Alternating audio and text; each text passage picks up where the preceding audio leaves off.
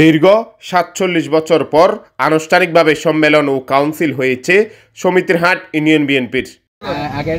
Union শাখা বিএনপির দ্বিবার্ষিক সম্মেলন ও কাউন্সিলকে ঘিরে এলাকায় উৎসবের আমেজ সৃষ্টি হয়। পোস্টার পেস্টুনে ছেয়ে গেছে সম্মেলনস্থল। গতকাল বুধবার বিকেলে সমিতিরহাট ইউনিয়ন পরিষদ কমপ্লেক্স সংলগ্ন মাঠে আয়োজিত সম্মেলনে প্রধান অতিথি ছিলেন ফটিকছড়ি উপজেলা বিএনপির আহ্বায়ক অবসরপ্রাপ্ত কর্নেল আজিমুল্লাহ বাহার। প্রধান বক্তা ছিলেন ফটিকছড়ি উপজেলা বিএনপির সদস্য সচিব জহির আজম চৌধুরী।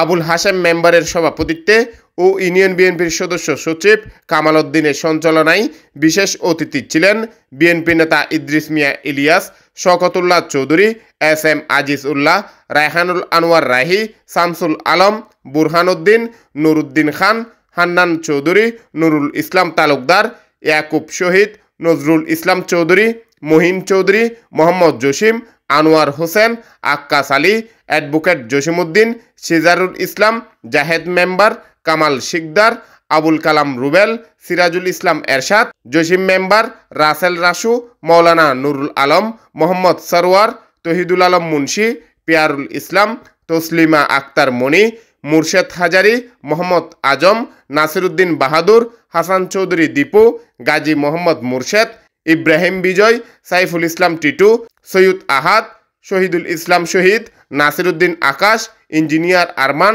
শামসুল আলম, মোহাম্মদ বাহাদুর, ইয়াসিন আরাফাত, রহিমউদ্দিন, এস এম মাসুদ পারভেজ ও মোহাম্মদ মামুন খান। অন্যান্যের মধ্যে বক্তব্য দেন হারুনুর রশিদ, মৌলানা শাহ আলম, রাব্বি কাইয়ুম, আবদুল্লাহ আল মামুন, ইঞ্জিনিয়ার বেলাল উদ্দিন মুন্না, সুহেল রানা, কুরশেদ আলম, জয়নাল হাজারি, নাসিরউদ্দিন শিকদার, তানবীর চৌধুরী, মোহাম্মদ নাসিরউদ্দিন, রিফাত চৌধুরী সহ আর অনেকেই। দ্বিতীয় অধিবেশনে বিনা প্রতিদ্বন্দ্বিতায় মোহাম্মদ সরওয়ার হোসেন সভাপতি ও মোহাম্মদ কামাল হোসেন সাধারণ সম্পাদক নির্বাচিত হয়েছেন।